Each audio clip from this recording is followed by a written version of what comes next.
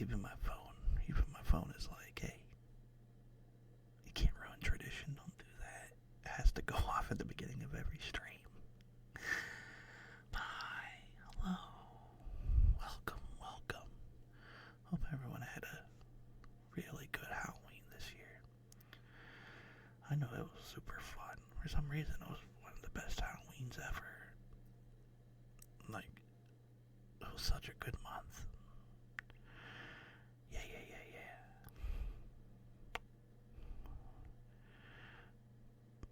Let's see, I'm just making sure everything, as always, is working good. I saw a little bit of a lag, but that's okay. Again, I'm picking a weird time. I decided to go for it. There was a lot of people here throughout the night because they stayed up all night. And now they're all, like, still awake, but I was like, nah, I want to do a video. So, we'll see how it goes this time. But yeah, welcome in. What is today? Today's Tuesday? Yeah, today's Tuesday. And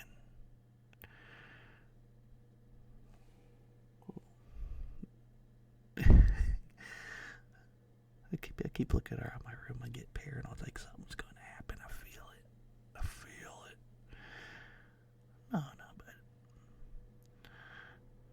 it's been quite a few days. Like, I know once it hit November, I got depressed. I was like, oh, now I guess it's that time now, isn't it? It starts snowing everywhere. And it's not spooky, People are trying to make it spooky. I mean, actually, they're trying to extend it. And I'm so very proud of them. Oh, no. Oh, 1 minute.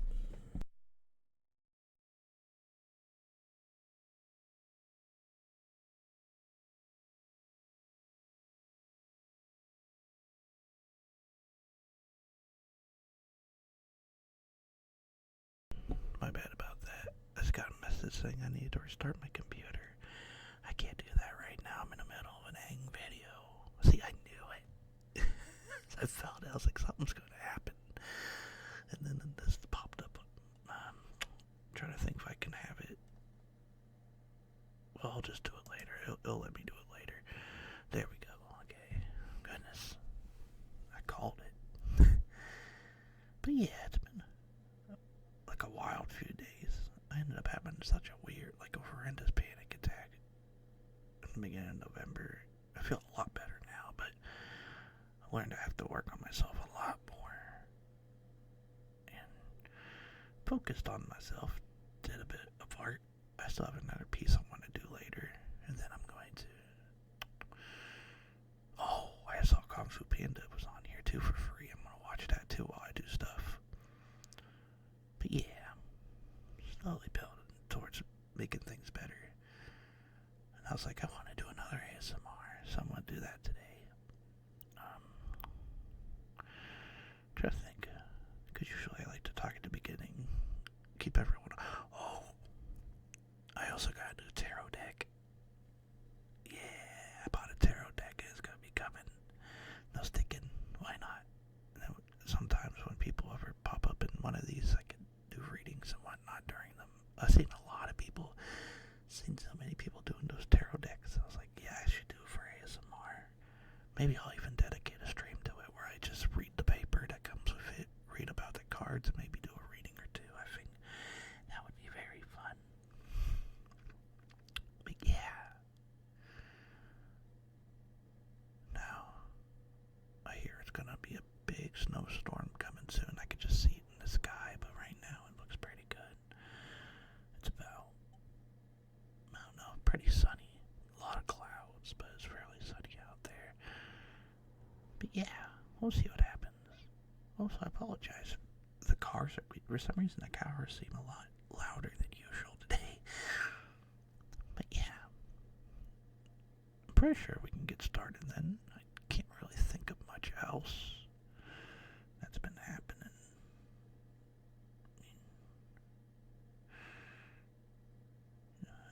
Yeah, I think we just dive right into it, huh? And also, yeah, I'm looking at the Reddit right now, because it's been like a good while since I went on here, and I'm already seeing a lot of good titles in here.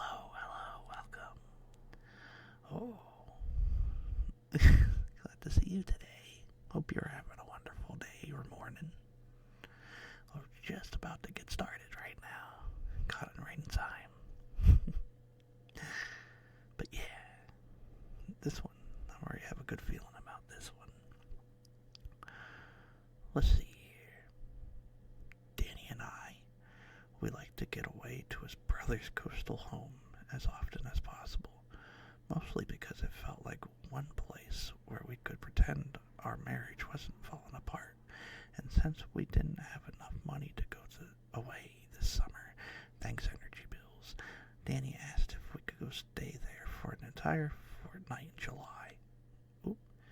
Oh, thank you. Yeah. Sad that it's not Halloween anymore, but yeah, I'm doing a lot better today. Thank you. Almost had the computer restart on me, though.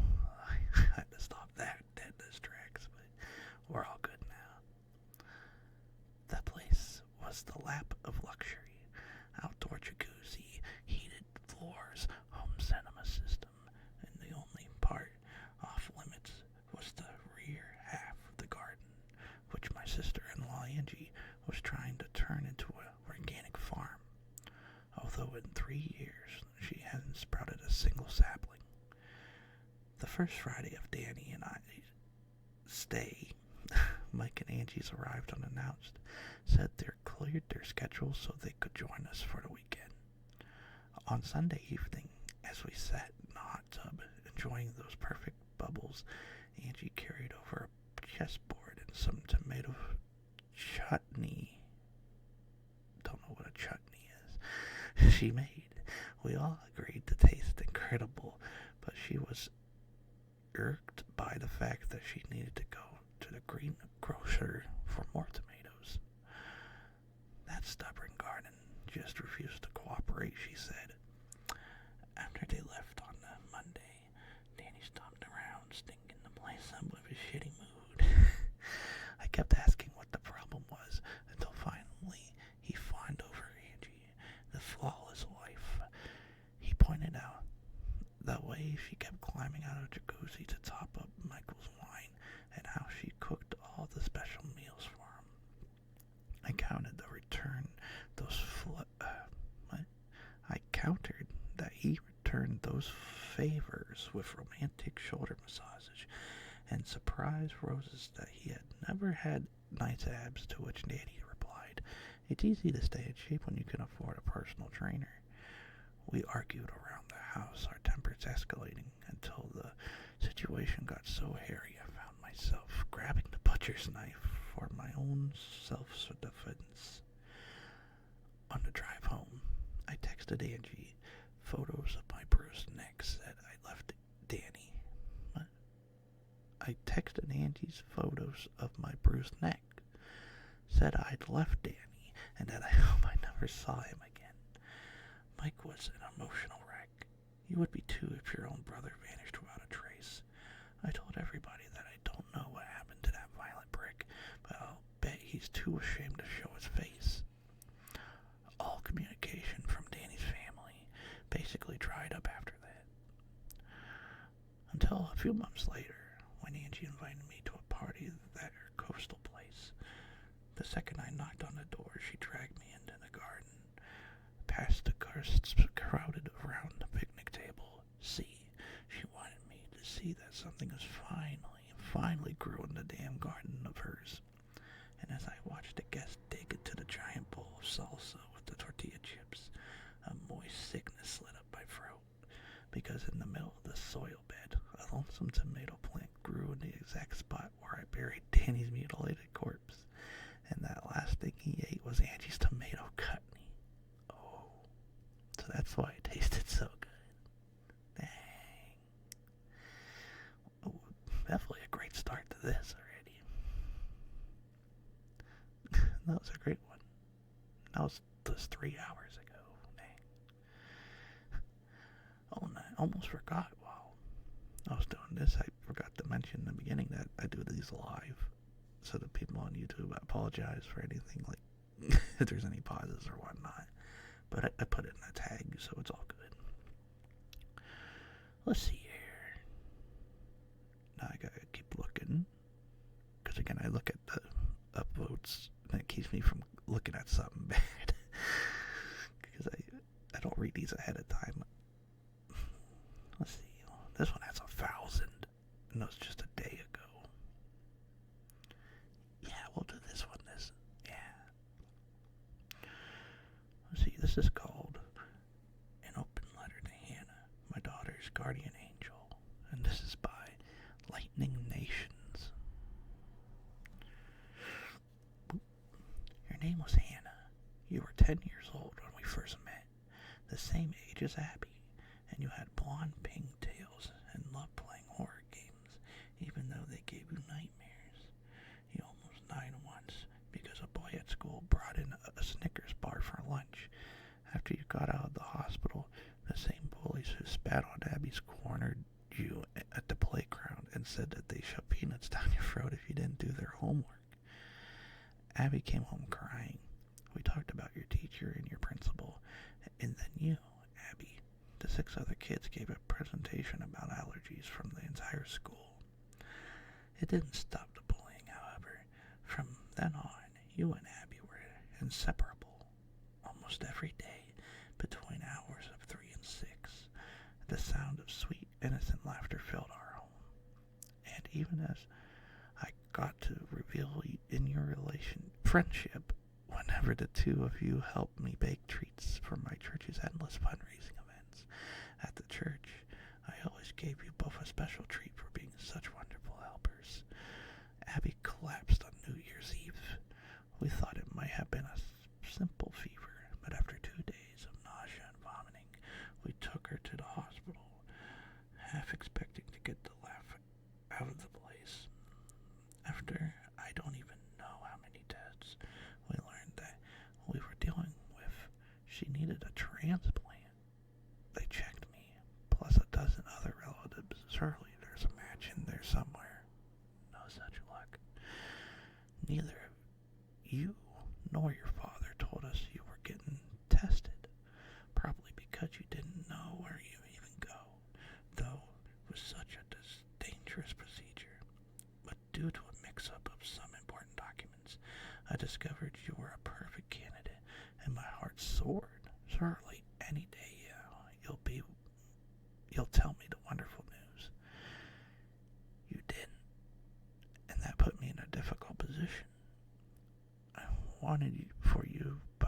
waited for you by the school gate, acted like our meeting was a coincidence. At first, you insisted on walking home by yourself, but then those former bully kids marched past, and you climbed right in. The entire drive home, you couldn't look me in the eye as we talked our way around Abby's predicament. Outside your house, I asked you to wait.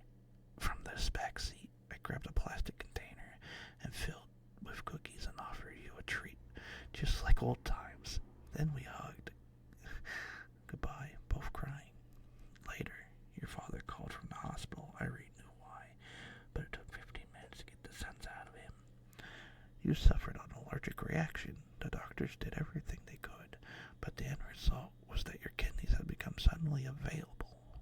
Abby got the left one, and the right went to a 9-year-old girl with these big green eyes. Your father still gets letters about our progress. Your name was Hannah, and you saved my daughter's life that day, and for that I'll never forget you.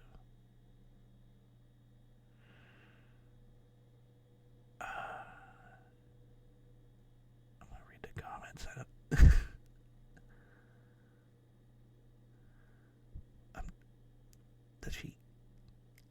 I thought she was. From when the story goes, I think I get it. I think she killed the bullies and then gave them the daughters the kidneys. I think that one.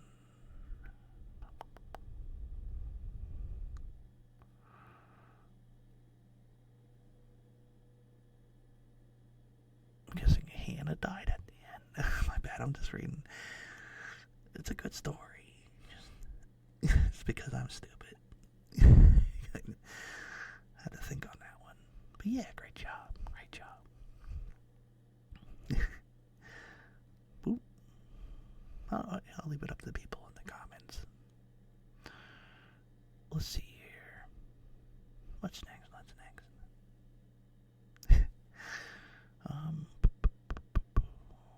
Again, I'm just looking. There's a lot now. I'm excited. Ooh.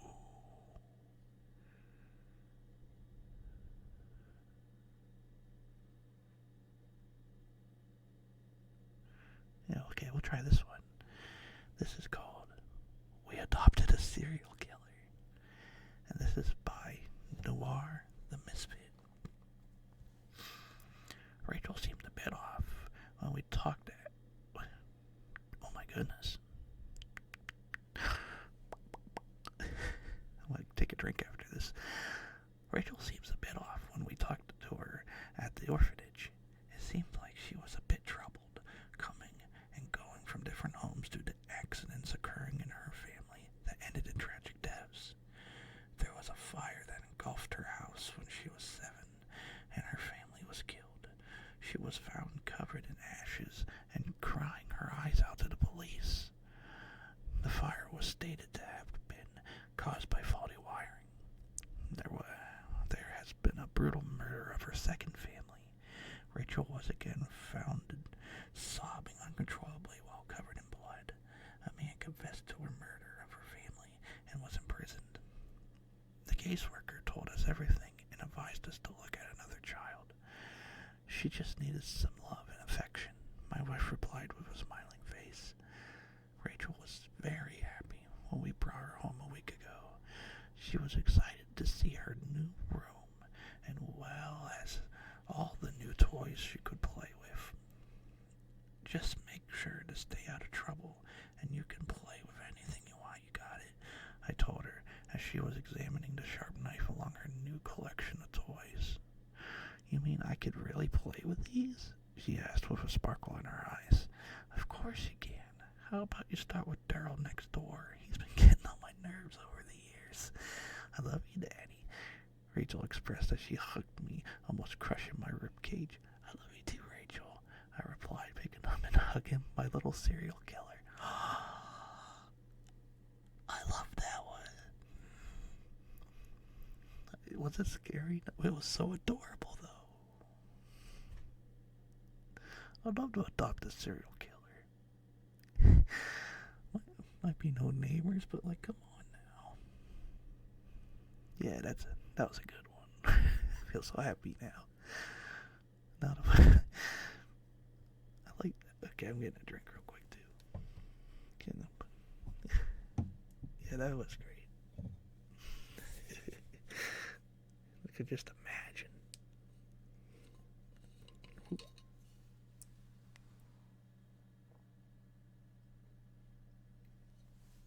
Yeah, that's a lot better.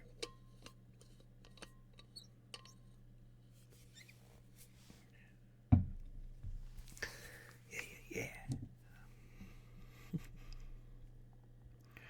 Yeah, her forever home. The other families didn't work out, but actually, yeah. But now she has a loving family that accepts it.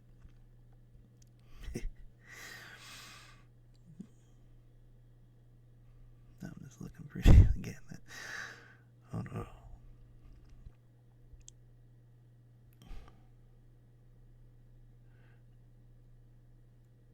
There we go. I'll just continue with the serial killer stuff. This one actually is called My Neighbor is a Serial Killer. This is by P. Laddie. Ever heard of Ed Chin?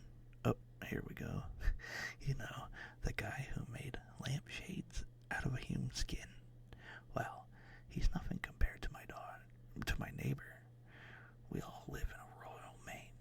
So rural, in fact, that there's not even a road going through our neighborhood. I guess that's why he gets away with it. I don't remember when we first moved in.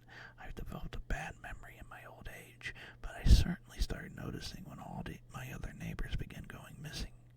I think I first realized that was happening soon after Olivia vanished.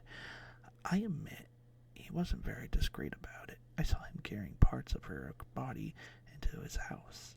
Needless to say, this was disturbing enough, but a few days after, he brought a new chair onto his porch. I could recognize the color of her skin, covering the back of the chair. Rowan was next, then Hazel. Every time, a few days later, I see something new made out there. Places. I've been watching more closely, and I'm starting to think even his house is covered in his macrame trophies. I'm only saying this because he's been looking at me recently. He's even came out of the tape measure a few days ago and measured around my trunk. I hope he just froze me in the fireplace. I don't want to be a table or floorboards, and I certainly don't want to be the one of those wooden crosses he puts up for all the hikers buried in his backyard. No, that was straight to it. That was very dark.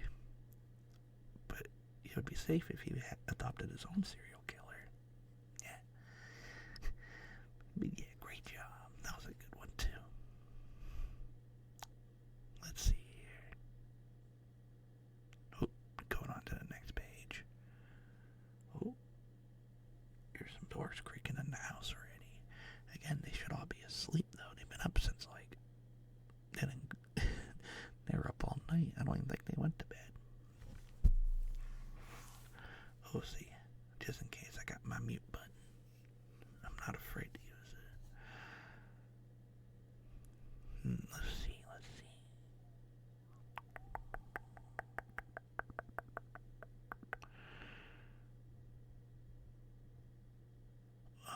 You know what? This one caught my eye. When the title is called, There Was a Fluffy Dog in the Sky. You're not going to believe what it told me. And this is by A Clockwork Monkey. Make sure my screen doesn't go to sleep. There we go. When I looked up, it was to a fluffy dog. Billows of clouds making the snout and floppy ears. After a while, the winds shifted and it blurred into a mess of gray-white, content to lay on the grass. While on my lunch break, I watched the heavens shifting and changing. As for the marshmallow of clouds, drifted lazily to a dragon. Something sparkled high above. Must be a satellite. Then another twinkled off to the left. Building in rapid flashes, the cloud shifted again, cascading down in a flurry of white. The first cotton snowflake hit me on the forehead. Snow? Can't be. I wiped it off and inspected my hand. Sure enough, it wasn't snow, but a small bubble of cloud. I knew it wasn't. It couldn't be. The clouds are just water vapor and gases, not tangible. More of the strange fluff fell around me, lazily. Through the sheen of white, and the clouds had changed. A face studied me. Huge mountains of white eyebrows rose above the two planet-sized eyes. Misty ribbons of hair fell into a sharp jet stream like cheekbones. As it regarded me, I felt myself lifting off the ground. The cotton candy flakes lined my body, pulling me upward. The ground shrank below me as two kinds of fear scrambled my mind. I was high above the earth and face to face with a cosmic being. What are you? I shouted above the rolling of thunder. The fluff twisted, turned me over, headed to earth, flipped back in, backwards, over, flipping and flopping under the scrutiny of the being. What are you? I shouted. What? Oh, one moment.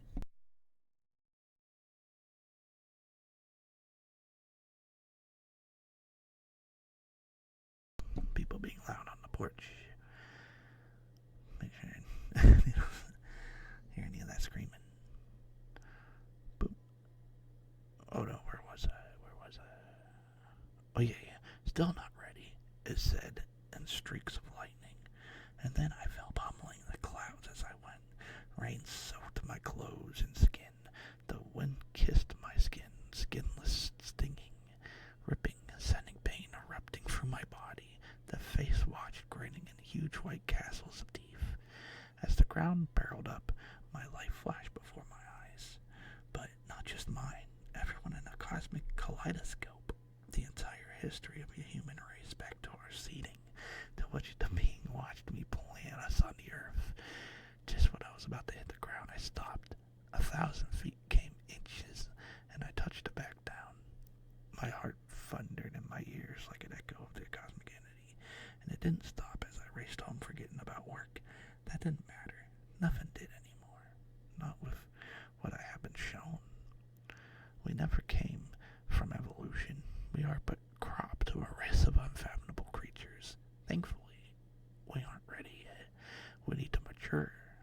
soon will be. And when that time comes, will come to harvest us from the sustenance. Dang. That one was kind of metal. That would be really scary to see a giant ass dog floating. I'm not gonna lie. I'm fragile. I don't need that kind of stuff. Yeah, great job.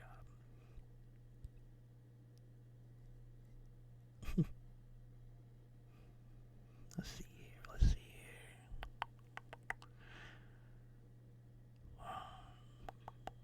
Because again, a lot of these have some wild titles and they're catching my eye.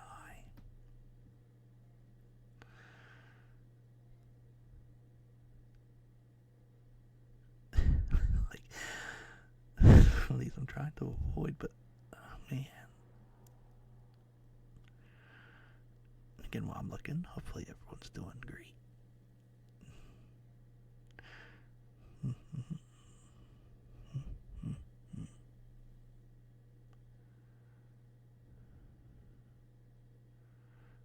And I'm looking, there has to be like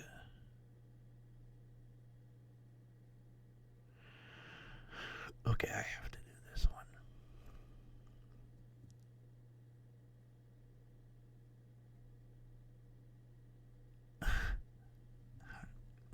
Maybe not.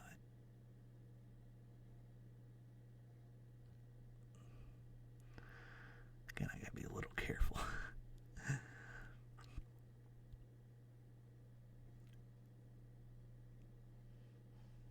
Okay, yeah, we'll do this one. I'm just looking. I've been secretly investigating people trying to figure out who killed my mom. And this is by Boo Boo 87XX. The police said it was an accident, but I'm not so sure. The way she was found was strange to say the least. Why would a 64-year-old woman with a bad knee and arthritis be doing climbing a tree? I often had to help her climb the steps to the front door, and that's only 3 steps. They said that the cat got stuck up there in the tree again, and she went up after him. I know she cared more about the cat than any of us, but I couldn't see her climbing a tree. She often got dizzy wearing high heels. There's only 3 people that could have done it, me included, and I'm fairly sure it wasn't me, so that leaves Tom and Jimmy, both of which could have thrown Mom off the roof and dragged her carcass down the field to make it seem like it was an accident. They really hated her. Not that they didn't have their reasons. She wasn't what you would call a nurturing mother. For instance, one time Jimmy begged her to talk to Mom about boiling him, which at one point got so bad Jimmy stopped talking completely for almost 3 months because he was sick of Tom making fun of his speech problem. She wouldn't even answer him. She just laughed and sent him to the bed. Tom probably had it the worst though. He was way too loud for her to ignore, so she used to lock him in the closet with a sock in his mouth anytime he annoyed her, which was a lot. I probably had it the best. She was nice to me, but often took me to the park or beach like the normal child, but that was only when Tom and Jimmy weren't around. Tom was my first suspect. He came out just after me the day, and he was complaining about how Mom had threatened to get him taken away if he didn't stop talking shit. But he genuinely looked upset when he found out that she died. Plus, he said Jimmy came out just after him, and he was acting really weird. He told Mom to go F herself when she asked him to make a cup of tea. I'm not sure it was Jimmy either. I was talking to him just before I found her, and he seemed relaxed, which I imagined you wouldn't be if you just asked murdering someone. Plus, he seemed confused when I asked him about telling Mom to go F herself. It's so frustrating. I just know it was one of us. I found blood on our left hand and scratch marks on our neck from a cat, but no one seems to remember where they came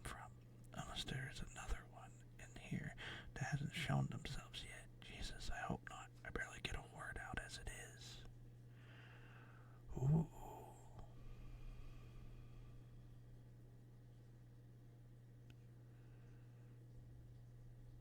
Yeah, he was crazy. Yeah, there's some hints there. I was looking in the comments. Yeah, that was a good one.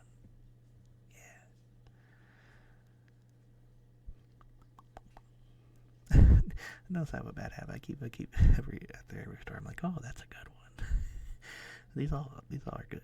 These are genuinely good. It's bad with words. Let's see here. Ooh, we're doing good so far. Yeah, yeah, yeah, yeah. Ooh, ooh, this one's booming. Yeah, we'll do this one. Yeah, yeah, yeah, yeah, yeah. This is called My Girlfriend Told Me I'm Not Her Type, and I've Never Been So Relieved. And this is by Lightning Nations. I think we just did a Lightning Nations one before. Very exciting. My mom's childhood bestie Sharon popped into the clinic while I was giving blood. Is that Ryan? Look how he's getting. Look how big he's getting, she said. Mom pointed at the tube in my arm, boasting about how I was a universal donor, the only interesting thing about me. Then she invited Sharon over for dinner. Later, when I answered the door, I froze because Sharon brought her daughter, Ashley. Ashley had curly dark hair and pretty brown eyes. I was too nervous to speak until Mom shouted, "Don't just stand there and fight them in already."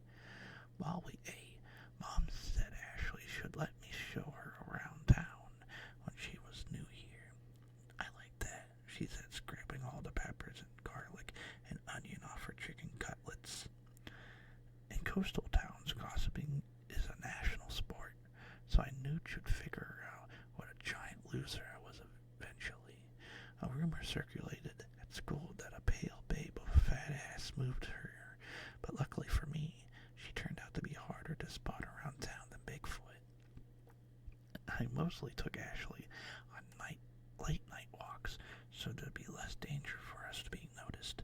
She didn't speak much, but I knew she listened because she asked meaningful questions. After a few weeks, I mustered up the courage to take her on the most romantic spot I could think of, the beach. Swallowing a lump, I laced my hand with hers, and then she faced each other. We leaned into each other slowly, and just before our lips connected, I heard a voice. It was my bully, John Patterson. He came rushing towards us, yelling insults the entire time. Quickly, I confessed to Ashley I was social poison, and that she might still have been able to salvage her reputation by saying we didn't know each other. She laughed and said she liked me too much to do that. Filled with courage, I squared up to Johnny, who caught me with a knee to the groin.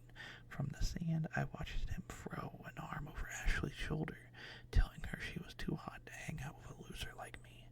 The corners of Ashley's mouth curled up, revealing two huge fangs. Before Johnny could react, those sharp teeth clamped shut around his throat, and within seconds his body got drained of every nutritious element.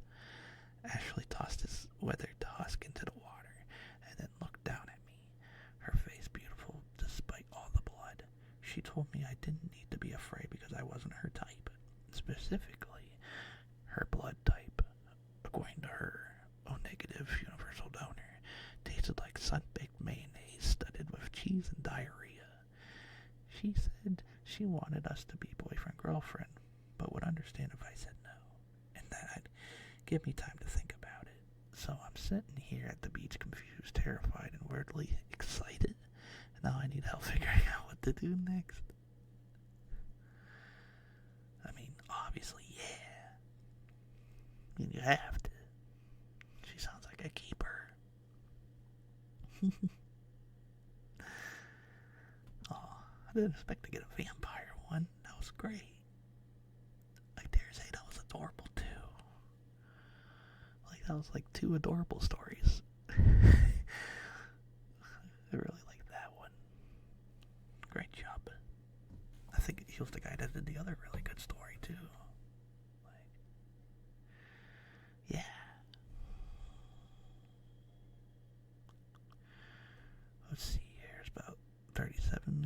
think I do one or two more stories. And then God, so far this has turned out great. Yeah, we'll do this one next. I'm gonna scroll down real quick just to make sure. Yeah. Yeah, we'll do this one and see how it looks. This is called We Went to a Funeral, and this is by Mr. Shulk, or Skulk, S-K-U-L-K, yeah, Mr. Skulk. I walked up to the funeral home, trailing Dee by a few steps as I fumbled with my suit jacket and cuffs. I asked her to help with the buttons, but she kept walking, trying to compose herself. She fixed a wrinkle in her shirt. We were greeted by two employees. I gave them our names, and the shorter one looked us in the registry. After twisting up her face and giving me a weird look, she eventually found what she needed. She pointed out the bathrooms and led us to the visitation. A glistening closed casket stood alone in the corner of the room, flanked on both sides of the fountain by flowers. The picture frame on top didn't show the deceased, just a set of hydrangeas. Dee loved hydrangeas as much. It must be tough to enjoy things you like when you're at a funeral. Dee and I were shocked when we heard the diagnosis. Aggressive, rare, fast. Poor woman was gone within weeks. The shock broke her husband. He'd go catatonic for hours and scream every time he remembered since she was gone. He would regularly be found walking around at 3 a.m. enjoying the sunshine. Sometimes he walked into the air. I suppose he needed some coping mechanisms, and the detachment from reality was the best he could do. We all reacted differently. As we paid our respects, I couldn't help looking at the messages on the flower arrangements. I spotted a generic message and whispered it to Dee how they could have at least put in a few seconds of effort for final goodbyes. I created the sad yet composed family. I wondered whether they have accepted the finality of the situation. I looked around and realized I recognized nearly everyone here. It's remarkable how much friends can overlap, especially in a small community. We have exchanged how are yous as we waited. As the visitation grew to a close, everyone shuffled into the chapel for a ceremony. The cassock stood prominently, the same hydrangeas adoring in the picture frame on the top. Dee and I sat at the back and got a few stares from the others, who were spread out through the pews. The front row was empty. People were so childish sometimes. It was fairly quick out fair, full of prayers for the deceased and forgiveness from the high power. As the priest went about his business, he motioned to her husband, Paul, to say a few words. Except the poor man, his name is Chris. My name is Paul. I looked over to Dee, half chuckling at the mistake. She wasn't there anymore, and the crowd was not looking at me. I looked at the picture of the smiling face above the cassock and screamed. Ooh. Yeah, that would be pretty messed up. Yeah, that's a good one. Great job. That was awesome.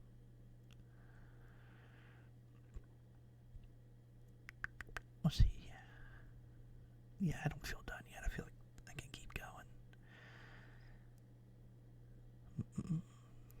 Let's see here. I mean, I have to do this one.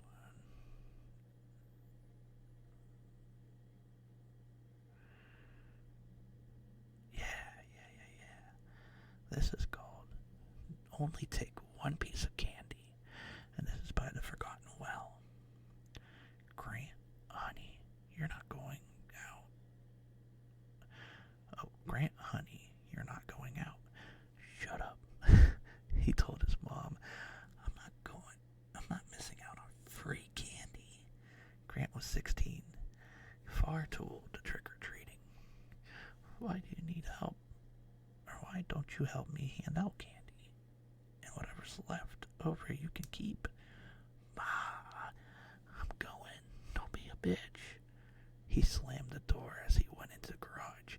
It didn't matter that he was too old. He had a brilliant idea. He got on his bike and took off. Block after block, he scanned the porches. Finally, the jackpot. A porch with a giant bowl of candy. Sign warned, please only take one piece of candy or else. The bowl was a full-size candy bar, Snickers, Twix, whatchamacallits, Butterfingers. Hell yeah! Grant dumped the entire bowl into the pillowcase. 2 more hours like this, and I'll have my biggest haul ever. His stomach rumbled. All the biking had worked up his appetite. Grant pulled out a baby roof and shouted down. He tossed the wrapper on the porch. There was no ordinary candy bar. It was the best thing he's ever eaten. So decadent, rich, and sweet. He had to have another. A Milky Way, then a Kit Kat. So good. The bars did nothing to dull his hunger. He kept eating, piece after piece, each one better than the last. He couldn't stop. He reached into his pillowcase to find it empty. Suddenly, his stomach ached and burned. Grant kneeled over. The agonizing sensation went up his spine, down his arms, into his hand. He looked at his hand. Each finger has been replaced with a chocolate bar.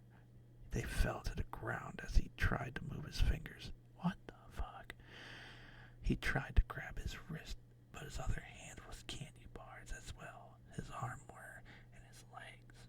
His entire body collapsed. 1,000 chocolate bars collided with the porch and scattered around.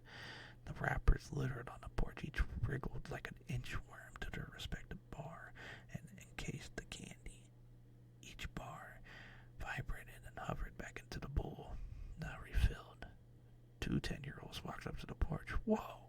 Full-size candy bars. Is the coast clear? Why? I want to take more than one. Oh, that was definitely a good Halloween one for sure. Moral is, don't be stupid. You stay home, you get double the candy. Yeah, that was a fun one. Yeah. Let's see.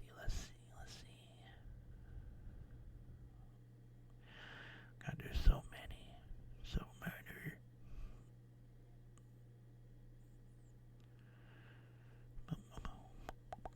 Going page by page. Let's see. Oh, I could tell there was like a big streak of Halloween ones that I didn't get to. Let's see. Some of these are wild.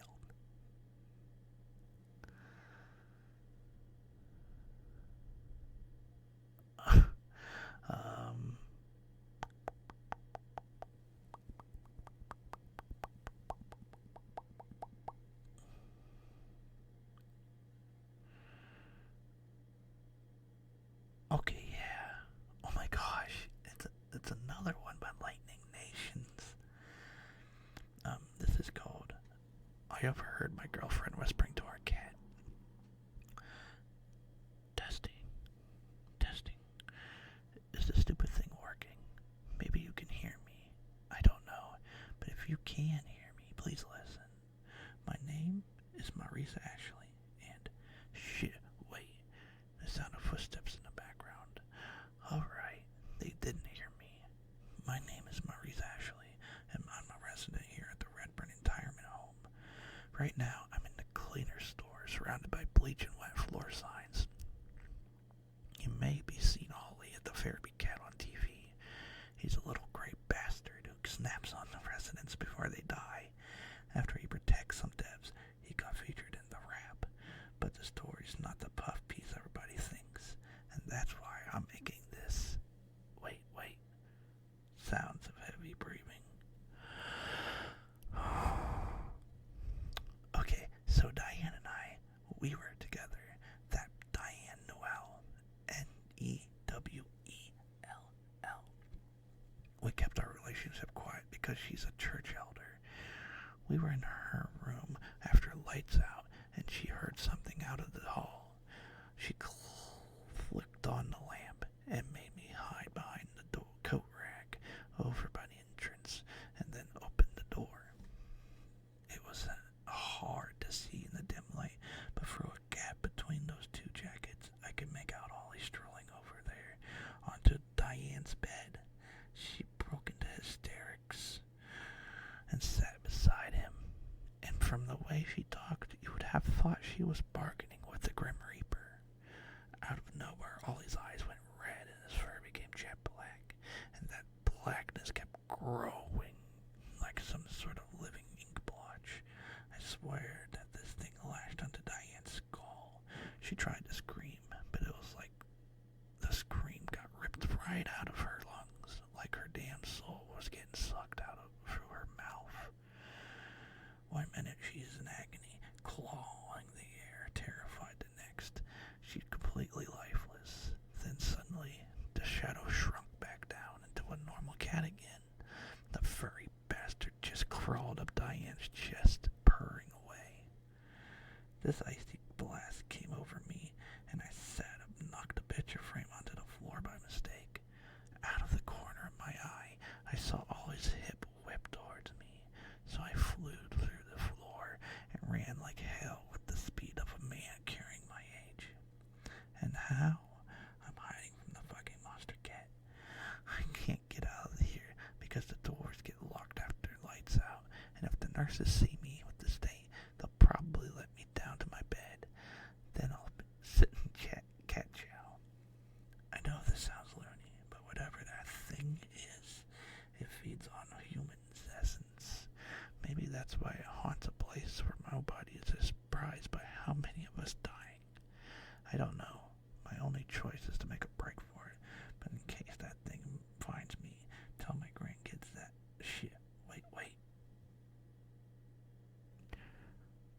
Meow.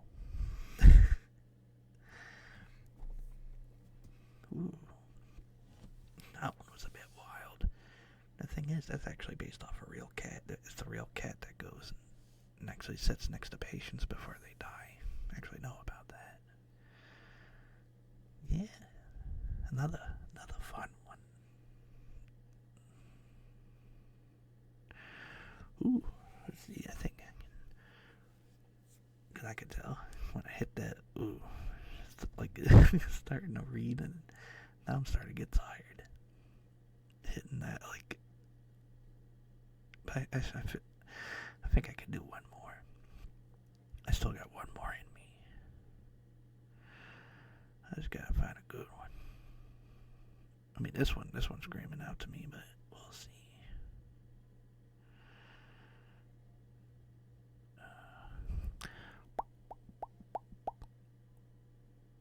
Oh, jeez, I looked at that. That's a promotion. I was like, that has 5,000 likes. What? Yeah, that's an ad. I mean, I guess I could read that. It's a scary story about opioids. But nah, that's not real. That's not that's not what we're here for. I had like two really cute stories. Let's see. Yeah, I can think I want to do that one. I might look at one more page to be safe. Let's see. And again, hopefully everyone's feeling relaxed, having a good time. If everyone's at work, then they better be giving you a raise and a seat. And by seat, I mean the boss's chair. Mm-hmm. Everyone deserves it. Oh, I'm actually read these ones before. Okay, so I'll just do this one then. Okay, yeah, here we go. Oh, this is by Forgotten. I'm starting to, like, the more I do these, I start to remember names, because now this is another one by Forgotten Well. And this is called Never Give a Witch Your Hair.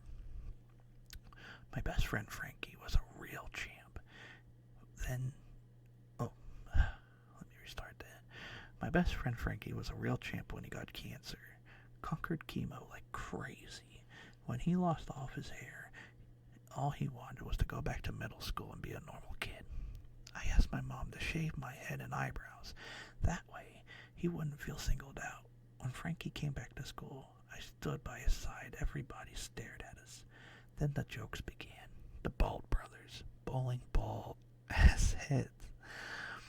The kids tried to discreetly record their cruel TikToks of us.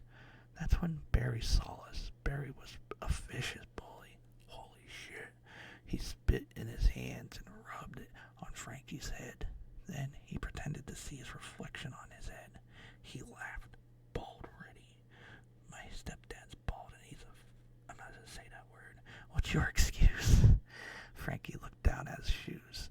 I knew it would be Barry. I knew that Dick would bully us, so I formed a plan, scavenged his internet profile, then plotted how I could possibly destroy him. Yeah, I said, it's a good thing too. Having hair is dangerous. Dangerous? Barry laughed. He was purposely loud to draw people's attention. Yeah, when what any was getting a lock of our hair. That's how they'd cast their spells.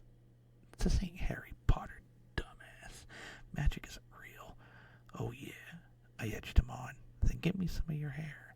Just a strand. And we'll see who's laughing when I give it to a witch. This bald moron believes in magic, Barry yelled to the others. If you ain't scared, then do it. Not chicken, are you? Of witches? Barry stared at me. Stared it right in my eye. And plucked a hair from his head. He grabbed my hand and slapped the hair in it. The bell rang. Everyone scattered. As we scurried to class, Frankie asked why I did that. Don't worry, I assured him. I found a witch online. I'll take care of everything. I put the hair in a small plastic bag to reassure him. The next day of school, Barry was absent. Not surprised. He skipped all the time. But the next day he was gone too. Later that day, the news spread far and wide. Barry's body was found. Strange symbols were painted on his corpse and his blood. Mystic rune-like markings. The paper called it a satanic ritual. Suddenly, our classmates began shaving their heads in pseudo-solitary. They treated Frankie with the utmost respect. I knew they just scared of witchcraft. It made me think of what Barry said, magic's not being real. I disagree. Sure, I don't know any witches, but all I had to do was murder Barry and nobody made fun of Frankie or me ever again. And if that isn't magic, I don't know what is. Okay, that was... Ooh, I like that one. Yeah, that was a wild one. I loved it. Goes to show, don't... Bald is good. Yeah. Also, it's kind of fucked up making fun of like someone with cancer for being bald. I guess they're young. I don't see high schoolers doing it. Then again, yeah, I heard some wild shit. But yeah, I really enjoyed that story. And that was a good one to end on too. We actually reached 55 minutes. Yeah, there were some good ones today. And some really cute ones too. I'm still happy about those ones. But yeah. Let's see. I'm trying to think if there's anything I want to say before ending the video. Again, I'm happy and thankful for everyone that showed up today. Hopefully that everyone was able to relax. And again, I'm excited. I ended up getting a tarot deck. That's like a cool one.